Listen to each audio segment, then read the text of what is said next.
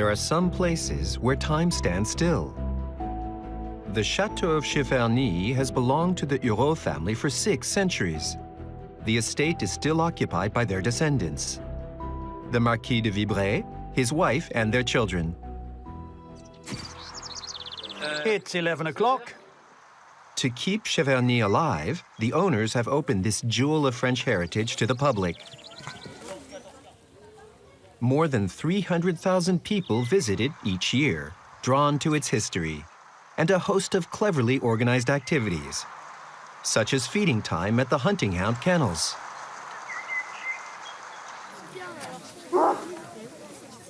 Every day, in the late afternoon, the pack hounds impatiently await their dinner.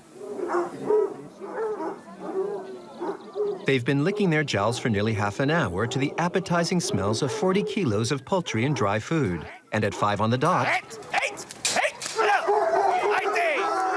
they're let out.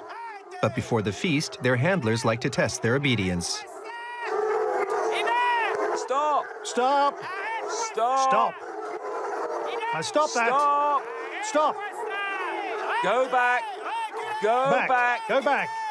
Go back! Go back! Go back! Go back!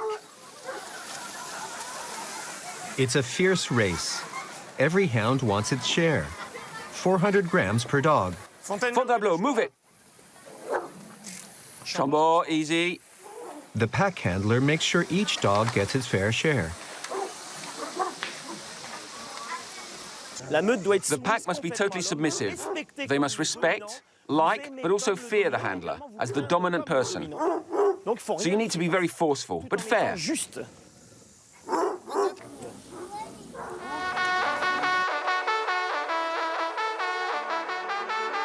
Hunting with hounds at Cheverny dates back to 1850. The pack of about 100 hounds runs up to 40 kilometers across the estate or on neighboring estates during each of the season's 70 outings. Keeping the tradition alive, welcoming tourists, and maintaining the chateau is a round-the-clock job. The Marquis de Vibray is like the head of a mid-sized business. At the moment, with the full-time personnel, the seasonal workers and students, there are more than 60 of us. And to attract even more visitors, the Marquis has even turned this 18th century orangery into a restaurant. Without the required number of visitors, we wouldn't have sufficient financial means to maintain this monument, which is our main purpose. The upkeep of Cheverny costs the family 200,000 euros a year, a considerable sum for an estate that receives no state grants. So the Marquis is constantly having to innovate. My father elevated Cheverny to a professional level in terms of the number of visitors. He inaugurated the Congress Center and the golf course. My generation has opened up the grounds, planted gardens, and built accommodation. Each generation lays a new stone to the edifice. His biggest creation to date is the Tintin exhibition in an annex to the chateau. Cheverny was Hergé's model for Marlinspike Hall, the famous family home of Captain Haddock. 1 out of 3 visitors to Cheverny comes for the world of Tintin, an important source of income.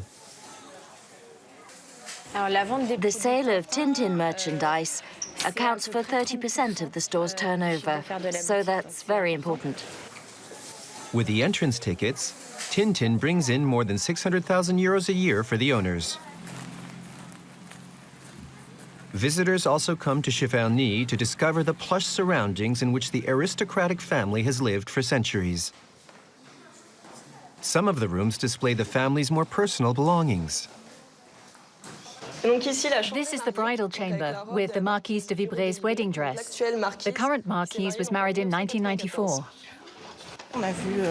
We saw the wedding dress, how they live in the chateau, their private space. It's something of a mystery, so it's always nice to discover that. To reach their home, the owners take the same route as the visitors. The couple lives in the east wing of the chateau. You live in a museum, in fact. Exactly. We live in a museum with all its history, its riches, and its problems. Living in your workplace has a lot of constraints, but it's a choice we made because we thought it was the best way to make sure that our children would never want to separate themselves from the place. That one day, like with Proust's Madeleine moment, they'll say, oh, that staircase reminds me of such and such an event. No way can we sell it. We just can't.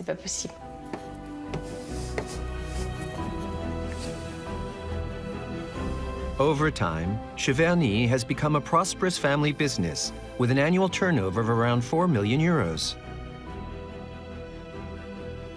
And it's the second most visited chateau in the Loire, just after Chambord.